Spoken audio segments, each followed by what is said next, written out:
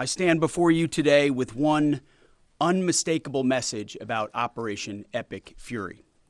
America is winning, decisively, devastatingly, and without mercy. Under the direct command of President Trump, the War Department unleashed this operation early Saturday morning, just 4 days ago, which means we need to remember two things. First, we are only 4 days into this. Metrics are shifting, dust is settling, and more forces are arriving. It's very early, and as President Trump has said, we will take all the time we need to make sure that we succeed. Second, we are only 4 days into this, and the results have been incredible. Historic, really. Only the United States of America could lead this, only us.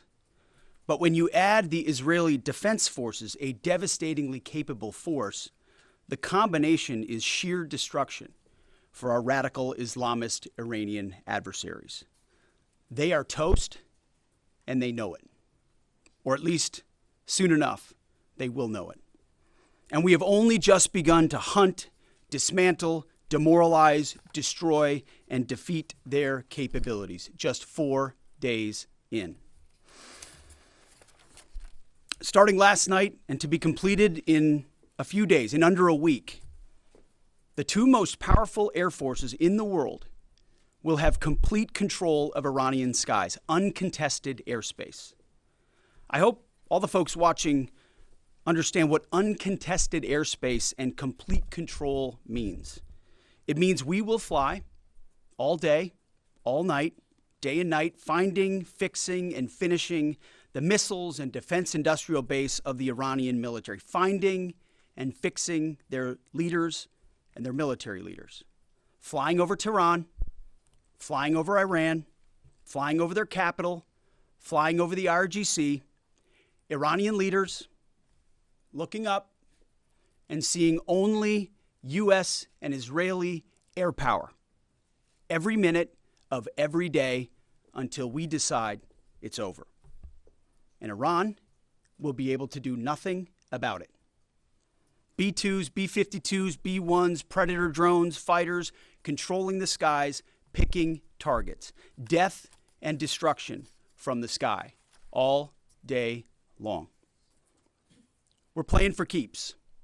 Our warfighters have maximum authorities granted personally by the president and yours truly. Our rules of engagement are bold, precise, and designed to unleash American power, not shackle it. This was never meant to be a fair fight, and it is not a fair fight. We are punching them while they're down, which is exactly how it should be. Thus far, Operation Epic Fury has delivered twice the air power of shock and awe of Iraq in 2003, minus Paul Bremer and the nation building. The campaign has 7 times the intensity of Israel's previous operations against Iran during the 12-day war, 7 times. And as President Trump said, more and larger waves are coming. We are just getting started. We are accelerating, not decelerating. Iran's capabilities are evaporating by the hour, while American strength grows fiercer, smarter, and utterly dominant. More bombers and more fighters are arriving just today. And now, with complete control of the skies, we will be using 500-pound, 1,000-pound, and 2,000-pound GPS and laser-guided precision gravity bombs, of which we have a nearly unlimited stockpile. We used more exquisite standoff munitions at the start, but no longer need to. Our stockpiles of those, as well as Patriots, remains extremely strong. The enemy can no longer shoot the volume of missiles they once did, not even close. And the chairman will lay out some of those percentages. So our air defenses and that of our allies have plenty of runway. We can sustain this fight easily for as long as we need to. And as I said yesterday, we set the terms. Now, you may not see much of it because the IRGC shut off the internet to the entirety of the country. They blind their people on purpose, just like they kill their own on purpose. Much was made of the volume of missiles Iran was able to shoot in the first few days. And sadly, as we projected, a few got through and killed 6 of our best, who will hopefully arrive home soon. We will avenge them, no doubt. But I liken Iran's predicament to a football team who scripted the first 20 plays of a game. The team knew what plays to run because their first few drives were scripted. But now that the game has started and the blitz is on, they don't know what plays to call, let alone how to get in the huddle and call those plays. Iran's senior leaders are dead. The so-called governing council that might have selected a successor, dead, missing, or cowering in bunkers, too terrified to even occupy the same room. Senior generals, mid-level officers, enlisted ranks, they can't talk or communicate, let alone mount a coordinated and sustained offensive. That's not great for morale. The Iranian Air Force is no more, built for 1996, destroyed in 2026. The Iranian Navy rests at the bottom of the Persian Gulf. Combat ineffective, decimated, destroyed, defeated, pick your adjective. In fact, last night, we sunk their prize ship, the Soleimani. Looks like POTUS got him twice. Their Navy, not a factor. Pick your adjective, it is no more. In fact, yesterday, in the Indian Ocean, and we'll play it on the screen there, an American submarine sunk an Iranian warship that thought it was safe in international waters. Instead, it was sunk by a torpedo. Quiet death. The first sinking of an enemy ship by a torpedo since World War II. Like in that war, back when we were still the War Department, we are fighting to win. Also, yesterday, the leader of the unit who attempted to assassinate President Trump has been hunted down and killed. Iran tried to kill President Trump, and President Trump got the last laugh. Now, this is not a mission accomplished situation. This is simply a reality check. The combination of U.S. and Israeli intelligence and combat power will control Iran, and will control it soon.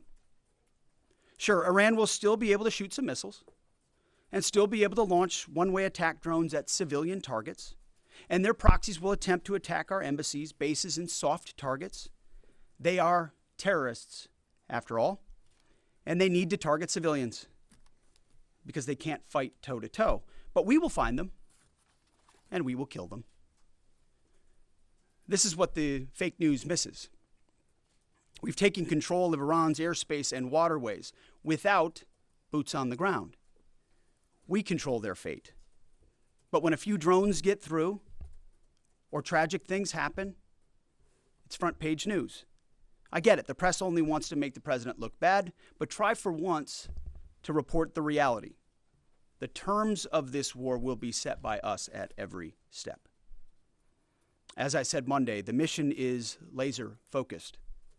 Obliterate Iran's missiles and drones and facilities that produce them, annihilate its navy and critical security infrastructure, and sever their pathway to nuclear weapons. Iran will never possess a nuclear bomb, not on our watch, not ever. And this is why President Trump's moral clarity on Iran today is so vital. Unlike the past, where vague red lines and endless negotiations let Iran fund terror and inch ever so slightly toward a bomb, this president sees the threat plainly and acts decisively. No more half measures, especially when Iran is at its weakest. No more letting Tehran play for time while our people pay the price. His leadership ensures that we finish what we start and that we protect our warfighters by crushing the enemy before they can strike again. Our offensive operations, refined through months of relentless preparation, are unstoppable.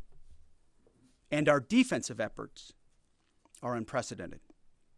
We have from the start put the protection of our troops ahead of everything else. Before we very publicly built up offensive combat power, we quietly ensured that our defensive posture and power was in place. And as we built up offensive combat power, we moved the vast majority of American troops over 90% of Americans that were on our bases, what we say off the X, out of the range of Iranian fire. Our defensive shield is equally formidable, the most sophisticated air and missile defense network ever fielded. Thousands of Iranian missiles and drones have been intercepted and vaporized. Tens of thousands of American and allied lives protected. We have pushed every counter-UAS system possible forward, sparing no expense or capability. And like I said, this does not mean we can stop everything, but we ensured that the maximum possible defense and maximum possible force protection was set up before we went on offense. In closing, as President Trump told German Chancellor Merz yesterday, Iran negotiated in bad faith, stalling, scheming, and preparing to strike. And we acted decisively to defend our people, our interests, and our allies. President Trump took bold action, putting America first, the kind of bold action that the American people elected him to execute. To our steadfast partner, Israel, your mission is being executed with unmatched skill and iron determination. Fighting shoulder to shoulder with such a capable ally is a true force multiplier and a breath of fresh air. We salute your courage and your contribution. 4 days in, we have only just begun to fight. America fights to win, and in Operation Epic Fury, we are. May God's providence cover and protect our troops always. And with that, I turn it over to the chairman. Thank you, Mr. Secretary, and good morning, everyone. Thank you for being here. I'm here today to provide the American people and those of you in this room an update on Operation Epic Fury.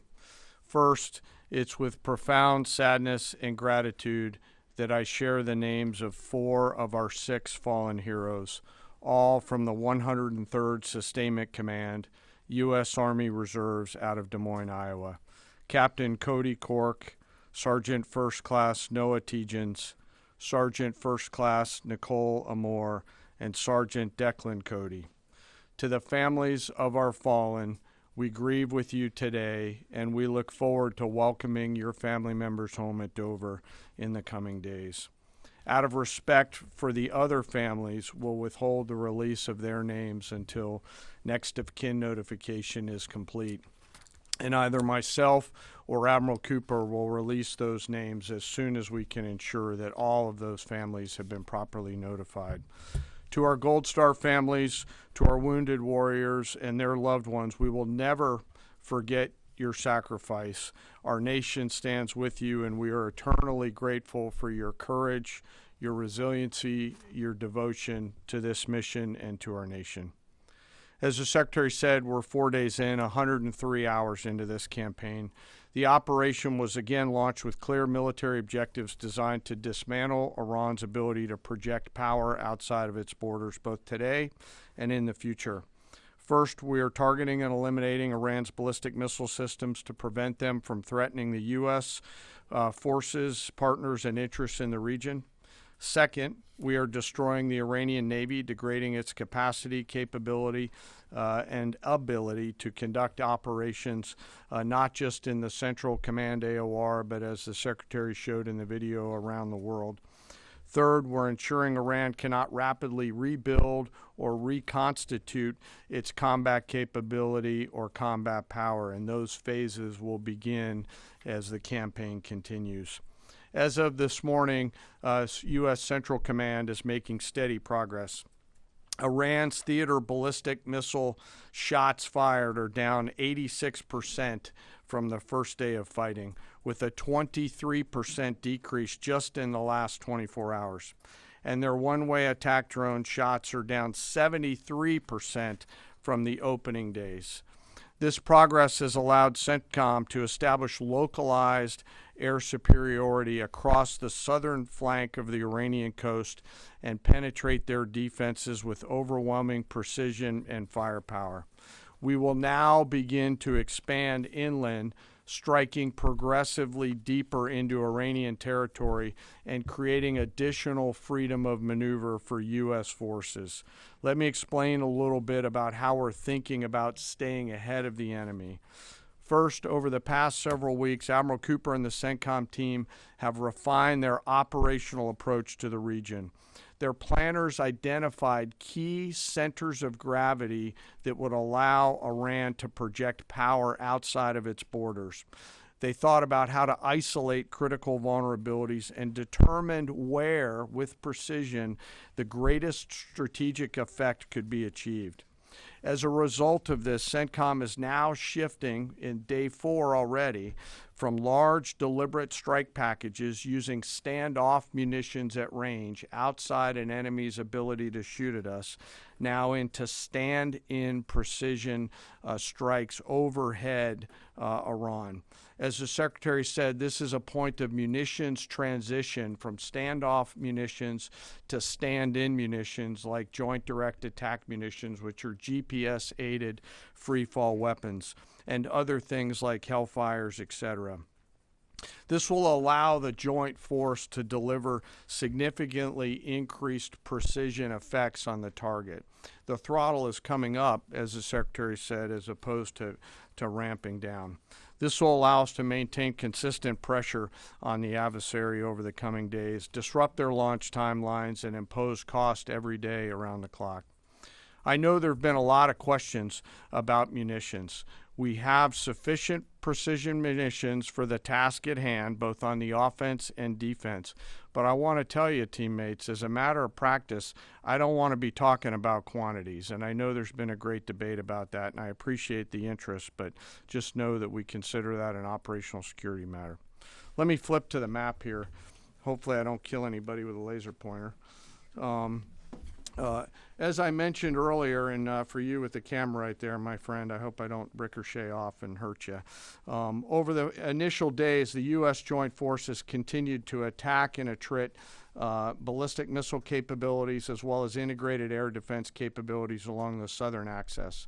Along the northern axis, Israel and the Israeli Air Force has predominantly been working integrated air defense targets along the northern flank, as well as medium-range ballistic missile capability as well. From the sea, the USS Ford has continued to project combat power here, as well as the bomber pulses that we talked about in the opening days of this briefing. Along the southern axis, the USS Abraham Lincoln Strike Group has continued to provide pressure from the sea along the southeastern side of the coast and has been attriting naval capability all along the strait and up into the Arabian Gulf at a size and scale sufficiently to address the targets required. To date, we've hit over 2,000 targets, as Admiral Cooper said in his video last night.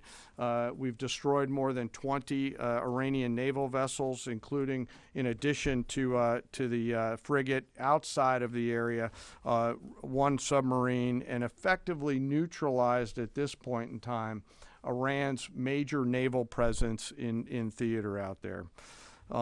As the Secretary showed the video, for the first time since 1945, a United States Navy fast attack submarine has sunk an enemy combatant ship using a single Mark 48 torpedo to achieve immediate effect, sending the warship to the bottom of the sea. I want to remind everybody that this is an incredible demonstration of America's global reach. To hunt, find, and kill an out-of-area deployer is something that only the United States can do at this type of scale. Over the next 24 to 48 hours, CENTCOM will continue to strike infrastructure and naval capability, and will continue to assess our progress against the military objectives. It does take time for us to collect that information and to assess en route. Much of our intelligence, surveillance, and reconnaissance capability is currently hunting and killing ballistic missile launchers and one-way attack capability. We're precise in that assessment, and we call balls and strikes in that assessment. We take that matter seriously. Iran, on the other hand, has been indiscriminate and more imprecise in their attacks. They fired more than 500 ballistic missiles and more than 2,000 drones, striking innocent civilian targets throughout the region. Our partners are answering the call to defend themselves right alongside us. Jordan, Bahrain, Saudi Arabia, the UAE, Qatar, and Kuwait are all defending their people with their own combat capability, with precision and restraint. Jordanian air defense crews recently intercepted a cluster of Iranian one-way attack drones headed to Amman. Bahrain's air defense forces shot down an inbound drone approaching Manama's maritime infrastructure, protecting both their population and critical shipping lanes. Saudi Patriot batteries stopped a salvo of ballistic missiles aimed at energy facilities near Dhahran. The UAE neutralized multiple drones targeting Abu Dhabi's industrial zone, demonstrating speed and precision. And Qatari fighters for the first time have shot down 2 Iranian bombers that were en route to their location. Together, these nations are helping to defend themselves and project power as required against the enemy. We're 100 hours in. It's still very early, as the Secretary said, but the balance is shifting. We've always got to remember that these operations are complex, dangerous, and far from over. Our soldiers, sailors, airmen, Marines, Guardians, and Coast Guardsmen remain in harm's way, and we must be clear-eyed that the risk is still high. This is combat. Let us never forget this. As we continue, I ask that we hold all of our deployed teammates in our thoughts, those standing the watch, flying the sorties, sustaining the fight, and carrying our nation's burden. And I'll stop where I started, and that's remembering our 6 fallen who will return home as soon as possible. I remain humbled, grateful, inspired by every day the valor and professionalism of our joint force. They are quiet professionals through and through, out there doing America's work through the day and through the darkness. And with that, I'll take your questions along with the Secretary. Go ahead. What do you assess the enemy's control and command status is right now? And can you broadly describe our decisive point in this operation? Well, I won't describe the decisive point in the operation because that would tell the bad guys what it was. That's a good question, though. I appreciate the question. Their C2 structures in a bad way. Admiral Cooper's been continuing to pressure C2 at the IRGC C2 and other military elements, and will continue to do so. Thank you for the question. Thank you, Secretary Hegseth. Mary Margaret with the Daily Wire. Couple questions for you and then one for General Caine. Can you tell us more about how we took out the leader who was the leader of the group that was trying to assassinate President Trump? And then Turkey's defense ministry says NATO air defense systems intercepted an Iranian ballistic missile headed towards Turkish airspace. Could this trigger NATO's Article 5, and was it the U.S. who shot it down?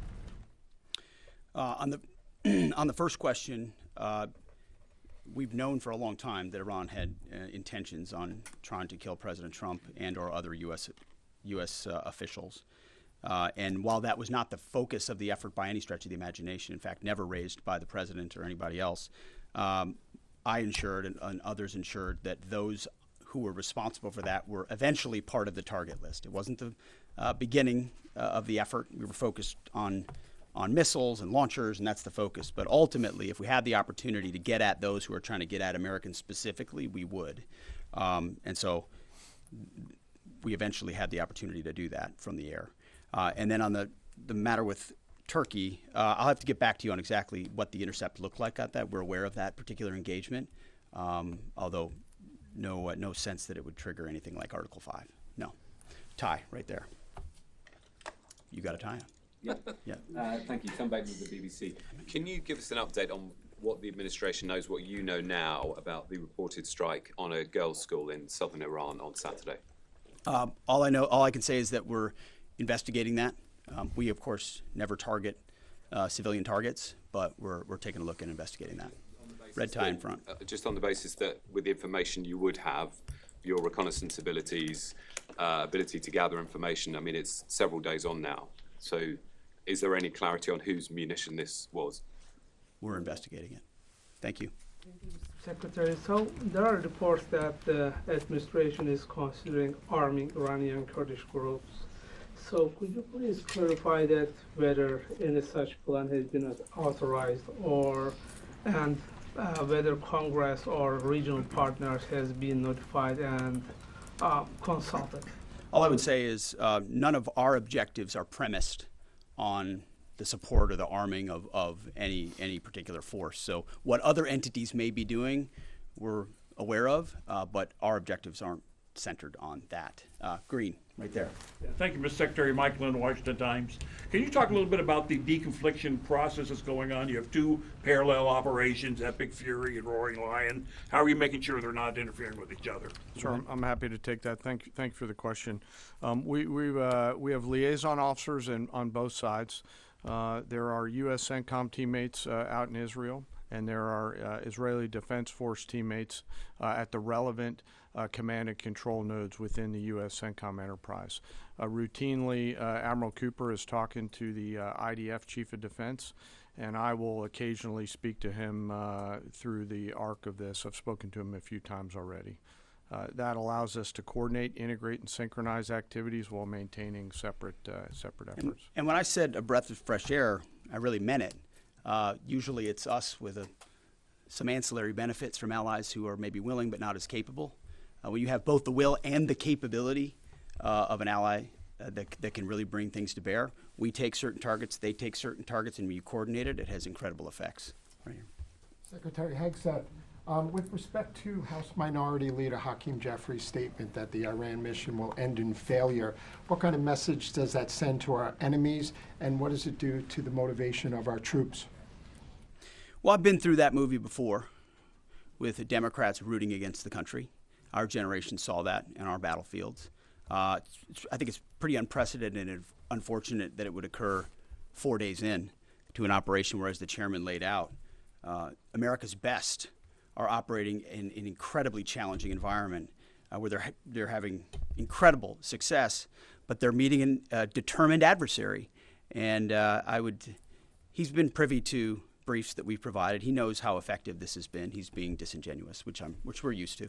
Right here. Thank you for taking my question. Heather Mullins, Lindell TV. One of the questions I have is just really regarding the intelligence that indicated that this was something the U.S. had to get involved with at the time that you guys did. We had Operation Midnight Hammer back in June. We obliterated their nuclear facilities. What was the intelligence that suggested that somehow they became a threat once again that required us to get involved with Operation Epic Fury? I appreciate the question.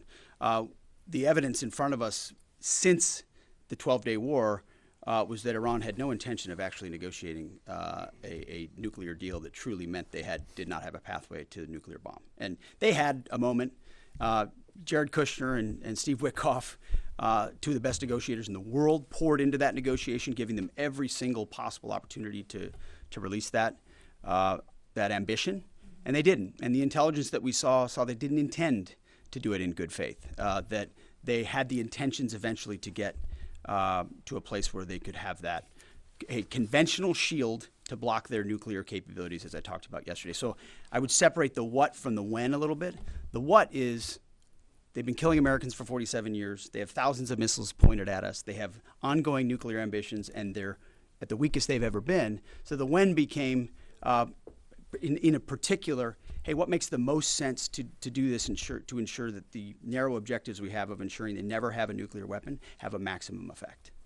Yes, right here. Thank you, Secretary Hegseth. I had two questions. First, what is your message to Iran's allies, namely Russia and China, who have called for an immediate end to hostilities? I don't have a message for them, and they're not really a factor here. And our issue is not with them. It's with the nuclear ambitions of Iran. Absolutely. And are any so-called fully autonomous weapons or other AI tools being used in Operation Epic Fury? We've got a lot of autonomous systems, or systems that drones and others incorporated with smart AI aspects to them, but a lot of which I can't talk about here. Yeah. Yellow, right there. Yes, ma'am. Thank you very much, Mr. Secretary. As you know, China is accusing the United States of invading in Iran, a sovereign nation, and North Korea, which cooperate with Iran on nuclear development, has declared its commitment to protecting Iran. What is the United States' strategic response to this? And I have a second one. How many allies join with the United States to fighting against Iran? Do you have any numbers? Well, I think what you're seeing right now is a response in the region to the belligerence of Iran and the willingness of them to target civilian airports, civilian hotels, civilian locations, civilian oil infrastructure of their Gulf neighbors who would have preferred not to be in conflict, didn't want to, but now realize that this is something that has to be dealt with. So whether it's UAE or Qatar or Bahrain or Kuwait or Saudi, on different levels, they're reaching out to us, whether they're going on offense, which they are, whether they're giving us additional access, basing, and overflight. We're working very closely and collaborating with them. Also on air defenses. The air defense capabilities of those countries are significant, and when combined with ours and we coordinate, it brings simplicity to the shot doctrine, so we make sure we're using less munitions but being more effective with what we shoot at. And as it pertains to other countries, I'll sort of give the same question.